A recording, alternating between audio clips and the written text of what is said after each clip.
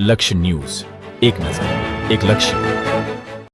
Dhrangadhra police દ્વારા 2 દિવસ પહેલા થયેલા હત્યાના બંને આરોપીઓનું રિકન્સ્ટ્રક્શન હાથ ધરાયું, જેમાં આરોપીઓ દ્વારા કેવી રીતે હુમલો તથા હત્યા નિપજ્યા વિશે તેની તપાસ હાથ ધરેલ. સુરેન્દ્રનગર જિલ્લાના ધ્રાંગધ્રા શહેરની તાલુકા શાળા પાસે રહેતા કલ્પેશભાઈ ઉર્ફે લાલાભાઈ રમણીકભાઈ પરીખ તથા તેમની પત્ની અને પુત્રી સાથે 2 દિવસ પહેલા રાત્રિના સમયે 2 શખ્સો દ્વારા મારામારી સાથે છરીના જીવલેણ ઘા મારી કલ્પેશભાઈ ઉર્ફે લાલાભાઈ રમણીકભાઈ પરીખ નામના વ્યક્તિનું મોત નિપજાવ્યું હતું અને તેમના પત્ની નિશાબેન તેમજ તેમની દીકરી ક્રિષ્ના અને ગંભીર ઈજાઓ પહોંચતા હાલ સારવાર અર્થે સુરેન્દ્રનગર ખસેડવામાં આવ્યા છે, જેની સારવાર હાલ ચાલી રહી છે. આ ઘટનાને લઈને પોલીસ દ્વારા બંને આરોપી ઉદય ટોટાલાલ વ્યાસ અને પાર્થિવ ટોટાલાલ વ્યાસ આરોપીઓને જુદી જુદી ટીમો બનાવી ગણતરીના કલાકોમાં જ પોલીસે પકડી પાડ્યા હતા અને કાયદાનું ભાન કરાવવા માટે આજરોજ ધ્રાંગધ્રા પોલીસ અધિકારી સહિત પોલીસ કાફલા દ્વારા આ બંને આરોપીઓને કેવી રીતે મારામારી કરી,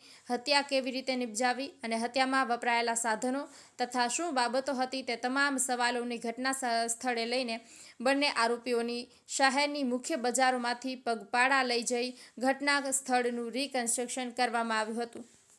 બ્રિજેશ ત્રિવેદી, સુરેન્દ્રનગર.